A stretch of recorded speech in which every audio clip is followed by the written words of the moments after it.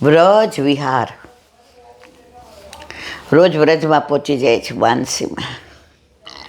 આ પુસ્તક આમ પાના ફરે તો મને એમ થાય કે ના ના, આ જીવીએ ત્યાં સુધી આ પુસ્તક, પછી વ્રજ મેરે મન ભાયો. રોજ જે આપણે વ્રજની વાતો તો કરવાની છે, જ્યાંથી આવ્યા છે ત્યાંનું અનુસંધાન. ઉધો વ્રજ મોહે બિસરત નાહી. ઠાકોરજીને વ્રજ નથી વિસરાતો તો આપણને કેમ વિસરે? ઘણાય મને એમ કે ઈલાબેન તમને વ્રજમાં બહુ ગમે. મેં તો કે 2-4 મહિના, મેં કીધું મને તો રોજ મહિને કોઈ મને એવું કપલ મળી જશે ને જ્યારે કે મારી યાર આવત, કારણ કે ઉંમરના હિસાબે તો દર મહિને અઠવાડિયું 10 દી વ્રજમાં જઈ આવવાનું. વ્રજમાં આપણે નથી જઈ શકતા, મહારાણીમાં બોલાવે તો જ જવાય. તો આપણે ગોવિંદ કુંડનું અનુસંધાન, આ બધી લીલાઓ ગોવિંદ કુંડની. હવે આગળ ગોવિંદ કુંડથી સામેની ગિરાજ તરફ જતા શ્રીનાથજીના મુકટ ટોપી છે, એનાય દર્શન થાય છે. આ બધા હવે બધું ધીમે ધીમે તિરોહિત થાય છે, બધું ખોદવા માંડ્યા છે અને બધું ટૂંકમાં કળિયુગનો ચારે બાજુ પ્રભાવ છે.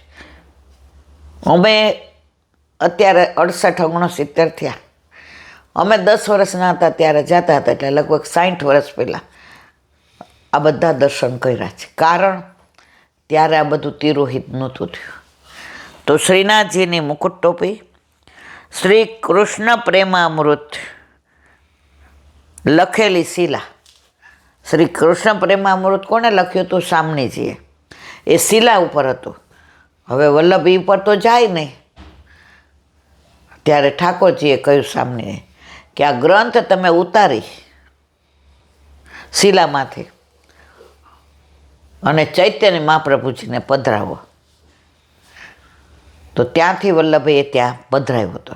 એ શિલાના દર્શન હવે થાય છે કે મને ખબર નથી, પણ ત્યારે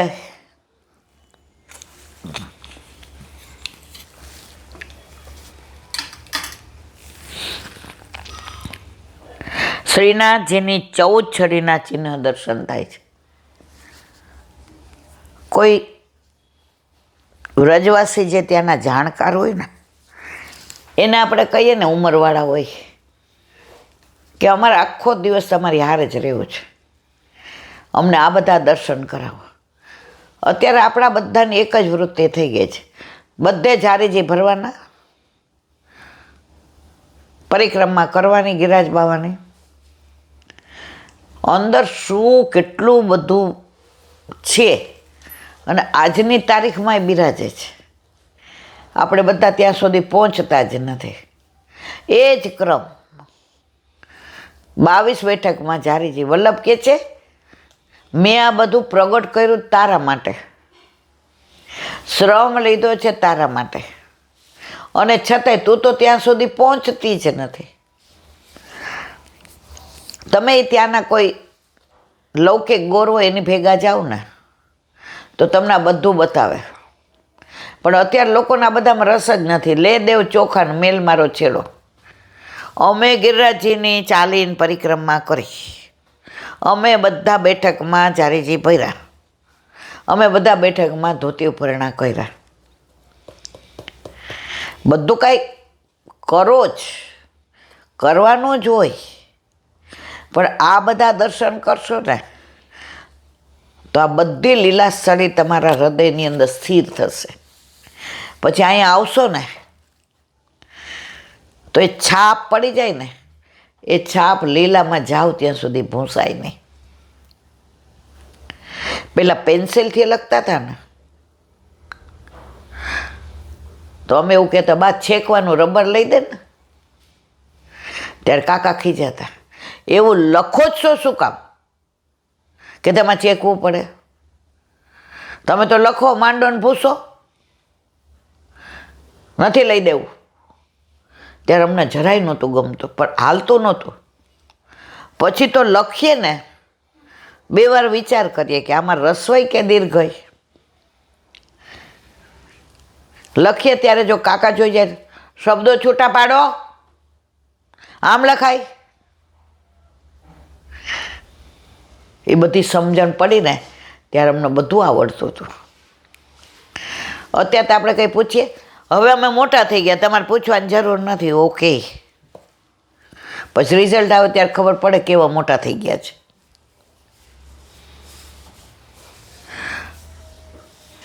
તો આ બધી છાપ ત્યારની અત્યારે બધાય મને એમ કે ઈલાબેન તમારા બચપનની વાતો સરસ કરો છો, પણ એ બધું અંકાઈ ગયું છે,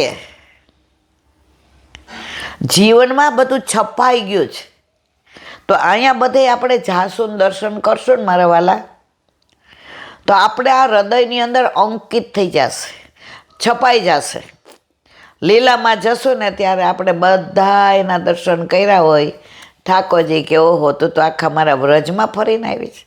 હા મારા વાલા, આપ અમારા, વ્રજ આપનું, પણ આપ અમારા તો વ્રજ એ અમારું થઈ ગયું ને. તો મને તો આજની તારીખમાં કરોડોપતિ હોય ને આપણે કહીએ ને કે હાલો વ્રજમાં જઈ આવ્યા છીએ, એક વાર જઈ આવ્યા. વ્રજમાં તો વારંવાર જવાય, કારણ વ્રજમાં વાસ તમે કરી શકો ને એટલી તમારામાં એટલી તમારામાં અંદર ભાવના હોવી જોઈએ. તમને રાખે કોણ વ્રજમાં? નો રાખે હો મારા વાલા, સિવાય મહારાણીમાં કૃપા કરે. તો અહીંયા કહે છે 14 છડીના ચિહ્ન દર્શન થાય છે. અહીં સુંદર સુલા છે, સ્પર્શથી લાલાશ થાય છે. અમે જાતા ને એટલે ત્યારે કુંવારા હોય ને એટલે ઓલું આમ સુંદર શિલા હોય ને એના આમ કરીએ એટલે ચાંદલો કરીએ. પછી અમારી ભેગા ઓલા પરણેલા હોય ને એ સેથી પૂરે એટલે અમને સમજણ ન પડે, અમે પૂરી એકવાર. આપણે દરેક જગ્યાએ દોઢા 12-15 વર્ષની આવીશ ખબર નહીં. એટલે ત્યારે પહેલાં ધર્મશાળા હતી, આવું હોટેલ એવું નહોતું. અને ધર્મશાળામાં બહાર ચોકડીમાં નાવાનું ને બધું ટૂંકમાં હાવ દેશી બધું. તે બા તો ઠાકોરજી પધરાવીને આવી હોય એટલે આ બધું કરે, અને અમે અહીંયા બધે જઈએ એટલે ગયા એ બોતડી અહીંયા આ શું કર્યું? મેં તો બધા કરે તો નહીં કે મને જ એકને કે કરસ. એ કે બધા પૈણેલા છે, આ સેથી કોણ પૂરે? મેં તો રાધા જે પૂરી હતી ને એટલે મેં પૂરી બસ. એની સિંદૂરી શિલા હતી ને, પછી કજલી શિલા છે, તમે જાઓ ને તો આંજણા જવાનું. તો વ્રજમાં તો ત્યારે જ આપણે ઠાકોરજી પૈણી ગયા હતા, સેથી પૂર લીધી હતી. હવે તમે તો આ જન્મના, બાકી જન્મનો તો એ જ છે, તમારો એ જ છે. તમારો ધણી જેને મારો ધણી છે એ જ તમારો ધણી છે. ચલ સખી સોતન કે ઘર જઈએ, માન ઘટે તો કहाँ ઘટે, પીયું કે દર્શન તો પહીએ. પેલા ઓલા કળશ ભરવાના હોય ને, જે જન્મદિવસ પ્રાગટ્ય ઉત્સવ હોય એટલે અંદર ચારાના ખવા રૂપિયા મૂકે. એટલે મને કળશ ભરવામાં જરાય રસ નહોતો, નક્કામાં નકામી હું. પણ પછી મને ખબર પડી કે ₹1 સોપારીને બધું હોય. હવે ₹1 આપે એટલે એ જમાનામાં તો ઓ બાપા, અને કોઈ ચારા નાય મૂકે. પણ ચારા નાય ક્યાં દે?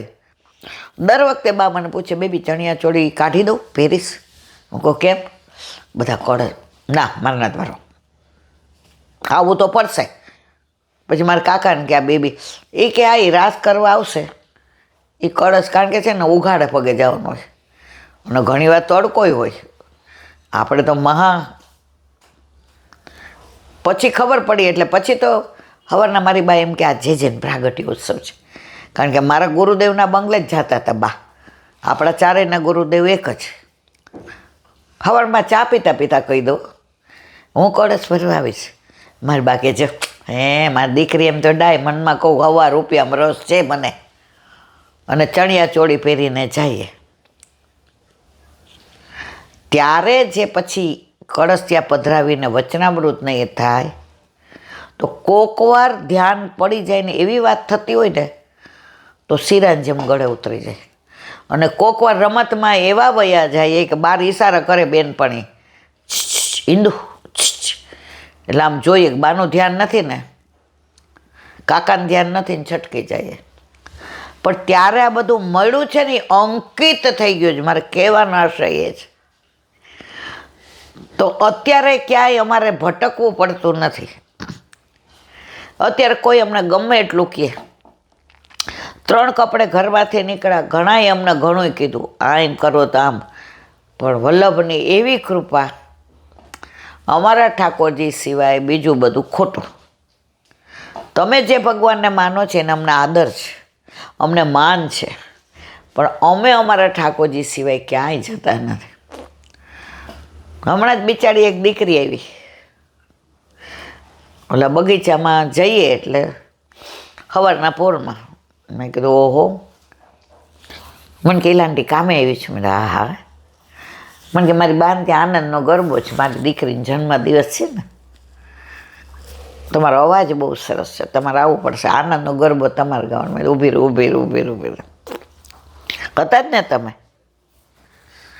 જો બેટા અમે કૃષ્ણ સિવાય કોઈ નહીં માનીએ. એમ તો હું દ્વારકાધીશ જાઉં છું દર મહિને પૂનમે, મને દ્વારકાધીશ બહુ ગમે છે, મને બચાવ્યું હોય તો દ્વારકાધીશ. પછી આંટી તમને બધી વાત, મેં તો એ બધી વાત છોડ,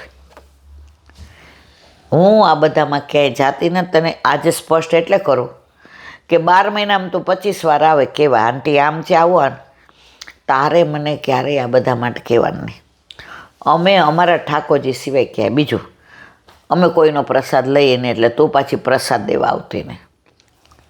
વળી આજે મળી 4 વાગે ઉઠી જાઉં છું, સેવા પૂજા કરી લઉં, નાહી ધોઈને પછી મોઢામાં પાણી, એટલી પવિત્રતા છે. હે આંટી આજે આવશો?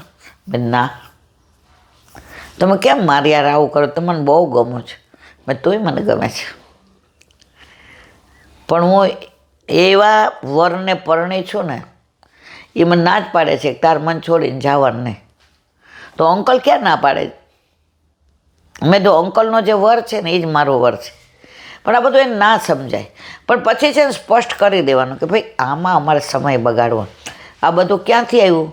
નાનપણમાં જે છાપ અંદર અંકાઈ ગઈ હતી ને, તો મારા વાલા છાપ અંકાય ને એવું કરવાનું, પેન્સિલથી ભૂસાય એવું કરવાનું નહીં. અહીં ગિરિરાજી ઉપર થઈને જતીપુરા જવાનો રસ્તો ગોવિંદ ઘાટી કહેવાય છે. અમે નાના હતા ને પછી મુખારવિંદથી તમે ઉપર જાઓ ને એટલે આન્યોર જવાય, એમાં દંડવતી શિલાથી ચડો ને એટલે સીધું પાછળ બધાય પરિક્રમા કરે. એટલે કે હવે આપણે તો હાલવાના દાંડ, ખાવાના માહોર. એટલે મારી ભેગી એક વૈષ્ણવ દીકરી હતી, એટલે બા કે જે ભૂલા પડી જાય ને એ આન્યોર બેઠકે મળવાનું સારું. એટલે દંડવતી શિલાઈ આવ્યા, બધા ઉપર ચડતા હતા. ત્યારે એવી ખબર નહીં કે એક જ વાર જવાય, આજ્ઞા લઈને જવાય, કારણ કે ગિરિરાજ બાવા સાક્ષાત પ્રભુ હરિદાસ વર્ય છે, એવી બધી સમજણ નહોતી. એટલે ઓલા બધા વ્રજવાસી ઉપર ચડે એટલે આપણે એમ નહીં એ ચડે ને આપણે કેમ ન ચડાય. એટલે મેં તમે આ બધા ક્યાં જાઓ છો? એ કે અમારે ગામ. એટલે મેં તો કેમ ગામ? એ કે અહીંથી આમ પાછળ જઈએ ને એટલે એ કે આન્યોર. મેં તો એમ તો આપણે હાલવું મળતું, હાલો. એટલે ઓલી મારી બેન પડીને મેં કીધું, મેં તો હાલા બધા. એ કે પછી આપણને ગોતશે. તો મેં તો આપણને શું કીધું છે, ભૂલા પડી જાવ તો આન્યોરની બેઠક. તો સવારે 6:30 બધાય ચાલવાનું ચાલુ કર્યું. અમે તો 7:15 આન્યોર ઉપર ચડ્યા અને સીધા નીચે ઉતર્યા ઓલા દહીંના કટોરા. ત્યારે ક્યાં મોબાઈલ હતા? આ લોકો આવ્યા 11:30 રાજભોગના સમયે. ત્યાં સુધી અમે તો 5 રહ્યા, પૈસા તો હતા નહીં, ભૂખ લાગી હતી. અંદર આમ જોઈએ કોઈ પ્રસાદ પ્રસાદ, તો શૃંગારનો મેવો પડ્યો તો બહાર. મેં કીધું મુખિયાજી આ લેવાય? મને કે હવે બધાય આવી ગયા છે, હવે કોઈ નથી, લઈ જાઓ. મેં તો હવે બરાબર. પછી ત્યાં એક બા બેઠા હતા. મેં તો બીજું, મને કે હા. તો પૂડીને કચોડી આપી દીધા. બહાર જઈને ખાઈ લીધું, જળ લીધું. અને પાછળનો ભાગ છે જ્યાં આપણે સત્સંગ કર્યો હતો ત્યાં આવા દહીંના કટોરા ને બધું પેલું થઈ ગયું હતું, આમ બધું પેલું. ત્યાં અમે બેઠા, પેટ ભરીને ખાધું એટલે ઊંઘ આવવા માંડી. ઓલી મને કે આપણને પૂછશે તો, એટલે અમે તો બધા આવ્યા. તમે કેમ રીતે આવ્યા? અમે તો બધા, મેં કીધું અમે તો વહેલા આવી ગયા. પછી ખોટું બોલવાની ખબર ન પડે. ના ના, મેં તો અમે સવાસ હે મારી બાપ હે, એટલે મેં કીધું આવડવું જોઈએ ને, આવડવું જોઈએ. આઈડિયા શું આઈડિયા કર્યો? આમ બધા છક્કો. મેં તો આઈડિયા કર્યો. તમે બધા 11:30 આવ્યા અને અમે જો 7:15. એ બોતડી કેવી રીતે? મેં કીધું આવી રીતે લાફો મારવા ગયા. એક બધા વૈષ્ણવ કે આ બાળક છે ને હું ખબર પડે. તું ચડી ઉપર કોને પૂછી? ત્યારે અમને ખબર પડી કે ગિરિરાજી ઉપર આજ્ઞા વલ્લભકુળની લીધા વિના ચડાય નહીં. એક જ વાર જવાય. એ બધા જે દર્શન છે એ કરાય. અંદર બેઠકજી છે, પરેના બેઠકજી છે, પછી મોહન ભંગીની બારી છે, પછી સૈયા મંદિર છે, પેલું ભોયરું છે, પછી તેલના ને એના કૂવા છે, બધું બહુ. અત્યારે તો તોય ઘણું તિરોહિત થઈ ગયું. મેં કેમ ન હોય કે, પણ ત્યારે સમજણ નહોતી પડતી. પછી બધાએ કીધું બાળક કોને કહેવાય? તો આ બધું અંકિત થઈ ગયું છે. હવે એ જાય અહીંથી ન જાય મારા વાલા. એ જમાનામાં જોયેલું આ પિક્ચર ભૂલી જવાય છે. એ જમાનામાં ભણ્યા છે એ બધું ભૂલી જવાય છે. પણ આ બધી લીલા નથી. કેમ? જન્મ જન્મનો આપણો વાસ ક્યાં છે? વ્રજમાં. એટલે એ 60 વર્ષ પહેલાંનું એ યાદ છે. પણ 60 વર્ષ પહેલાં તમે કયું પિક્ચર જોયું હતું એ તમને યાદ ન હોય. એની સ્ટોરી યાદ ન હોય. કારણ એ અંકિત નથી થયું. આ અંકિત થયું છે. બોલો વલ્લભાધીશ કી.